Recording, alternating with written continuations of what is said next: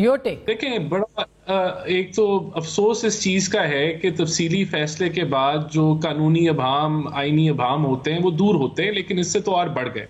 तो एक तो नजरसानी की अपील की अहमियत बढ़ गई है। दूसरा, देखें, हमें नहीं इस तफसीली फैसले से पता चला कि अगर इलेक्शन कमीशन ने इलेक्शन एक्ट की वायलेशन के अंदर पीटीआई ने अगर अपने इंटरनल इलेक्शंस नहीं कराए और फिर उस बुनियाद पे उनसे सिंबल ले लिया गया, तो वो कैसे इलीगल है?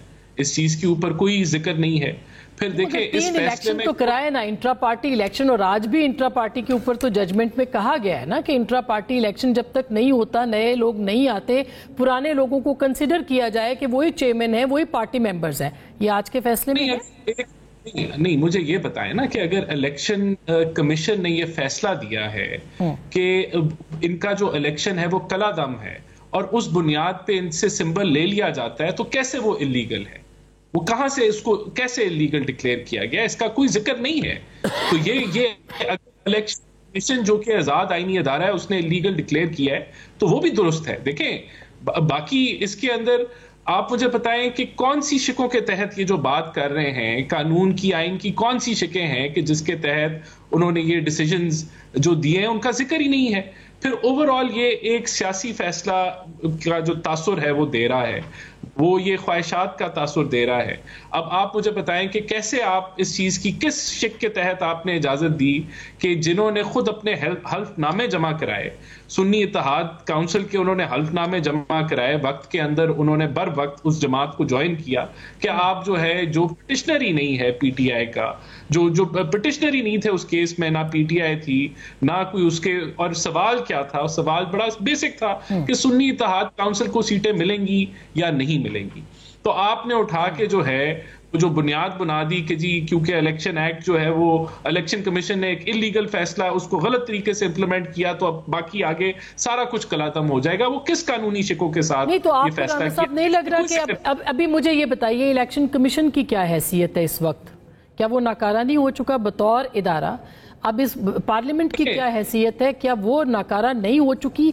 आप इस वक्त किस सिस्टम के अंदर हैं? देखिए ना, आप बहुत सारे फैसलों के को बुनियाद बनाए, लेकिन किसी ना किसी फैसले की बुनियाद कहीं पुराने फैसलों के अंदर छुपी हुई है।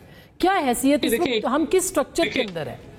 एक तो आज आजम नजीर ताडर साहब ने भी इस चीज को क्लियर किया। एक तो नजरसानी अपीलों की बिल्कुल अहमियत मौजूद है और वो होनी चाहिए जल्द अज जल्द। दूसरा, अब जो पार्लियामेंट है उसने तो जो कानून नाफिज किया है, जो उसने बिल टेबल करके उसको एक्ट बना दिया है, वो आज कानून है और वो कानून जो है वो इम्प्लीमेंट होना चाहिए।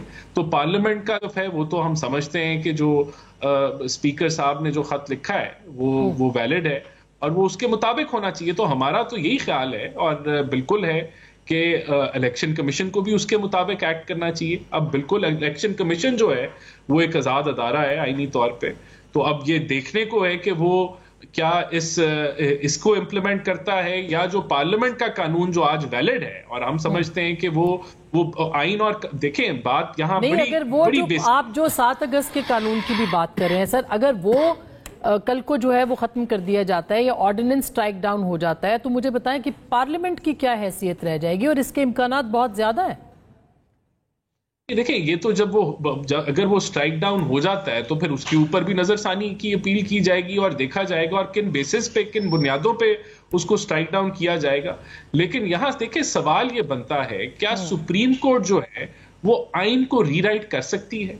क्या वो ऐसा फैसला दे सकती है जिसमें वो आईनी शिकों का जिक्र भी ना करे, वो कोई बताए भी ना कि किसके तहत आपने ये, किस कानून के तहत, किस शिक के तहत आप ये कह रहे हैं कि जो कोई जो मर्जी पार्टी आप जिसको मर्जी ज्वाइन करा दे, जबकि इसमें कानून 3 दिन का बड़ा क्लियर है। तो अगर आप, क्या सुप्रीम कोर्ट ये अथॉरिटी रखती है कि वो आइन को रीराइट करे और फिर उसके नतीजे में ये जो तसादम की तरफ जो बातचीत हो रही है वो उस तरफ बढ़े? तो ये अफसोसनाक है बात। और ये जो फैसला है इसके अंदर हमारा मौकफ आजम नजीर ताडर साहब ने क्लियरली दे दिया कि कानून मौजूद है। गवर्नमेंट समझती है कि जो आज जो हाजिर दिन में कानून जो मौजूद है उसके मुताबिक इलेक्शन को चलना।